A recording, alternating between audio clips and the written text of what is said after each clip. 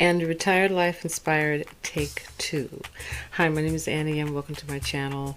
Yeah, second time is a charm.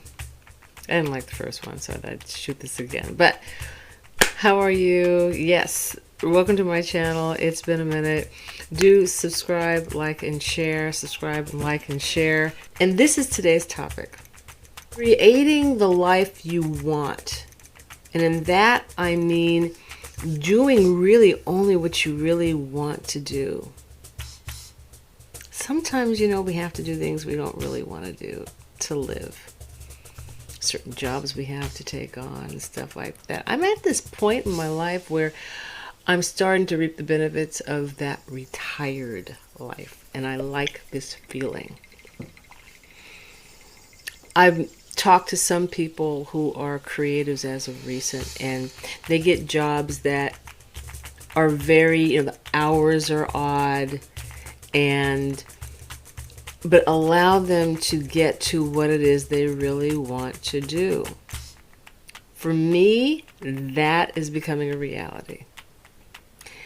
As of the beginning of April, I quit a job I was working at. I just needed a little extra money to do stuff. But it just wasn't worth it. And so I quit. One morning I called them and let them know, I'm done.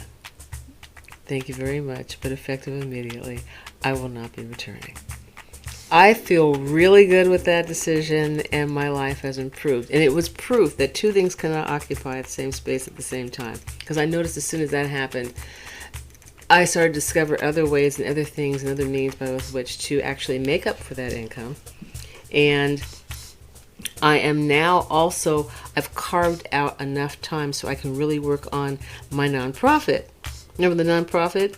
Well, now I'm actually going for some grants and things like that. And then I want to get back into really balancing my life in such a way that I'm only doing the things that I really want to. Tending to me,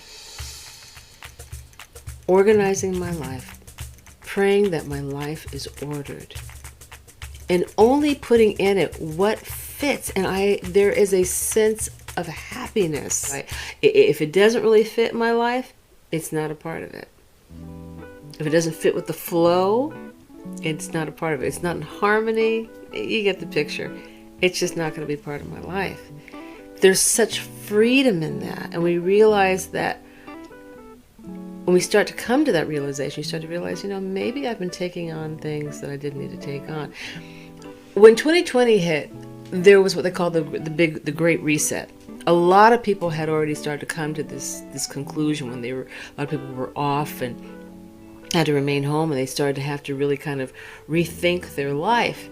I don't believe we have seen the end of that. I think we're still feeling the vibration of that discovery, and it's affecting us even 3 years later as to the choices we make. There's an episode called No More Pity Parties.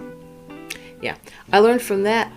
Not only am I learning to only do what I really like in my life, but not to worry so much if other people don't get it. In other words, if you're only doing it for the acceptance and the praise and the validation from other people, kind of missing the point. I learned a long time ago when I was working for an airline that's based out of here in Atlanta. I was talking to this one passenger who's one of those loyalty passengers that pretty much live on a plane, right? And he was enjoying my service so much, and I used to always get really high scores, customer service scores. And he was enjoying my service. It was a tough situation we were working through, and that's my cat Gizmo down there. Just pay him no mind. But he was he was really enjoying my service, and he asked me, what score do you think I'm going to give you? And I told him, I said, you know what? I really don't know. And to be quite honest, it's none of my business.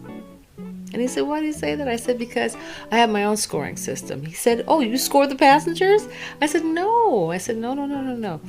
I said, here we are, two people when it comes down to it, and I'm helping you, and I'm enjoying it, and we're having a lovely conversation. And when I get off this call, I'm going to feel good because I know I helped you, and you're leaving the call and you're happy. That makes it a good call. So whatever you want to score me is none of my business. I know it's a good call. It's a good call. He told me, he said, I like that. I got a really good score off. I got the highest score you can get anyway. But the point was I never focused on that, and I always had really high scores. And recently, I was reminded, when someone had acknowledged that I was doing a good job, I remembered kind of letting them know that, thank you very much, but I've learned a lesson since then. And as much as I appreciate the praise and the acknowledgement, because who doesn't like a compliment? Who doesn't like a real compliment? What I've learned is not to need it. It's very freeing when you don't feel like you need someone's approval or validation or acknowledgement. And just knowing that you did a good job because you did a good job, you did the best you could, and you had fun while you were doing it, and you made them happy, there's the pavement right there. And above all, for me, knowing that I'm reflecting God, I'm letting God work through me, and maybe I've made a complete difference in someone's life. I've made them happy. I made them feel good. For all I know, maybe I stopped them from doing something terrible to themselves or someone else. Just by a kind word, treating them nicely. Wow. Now there's a payment you can never put a price on. Touching someone else's life. So next time you do a thing, and maybe you're getting compensated for it, maybe you're not. Decide to work cheerfully. Decide to find the goodness in it, the fun in it. Find the joy in it. You're going to find that you'll do a better job. Time might even go by faster. And it's a win-win for everyone. So, something I wanted to share. Hopefully this helps somebody with a decision. Maybe realize that life's not that bad. Do continue to like, subscribe, and share. In the next couple of weeks, we're going to be having, because I'm getting everything balanced again, we're going to be interviewing the beautiful admin ladies at Prayer and Fasting. So, Sister Cheryl, Sandra, Jantika, Arlisha, get ready. Continue to create your life inspired. It's always wonderful to come here and share it with you. It's a pleasure and a joy. Peace and take care. We'll see you next time.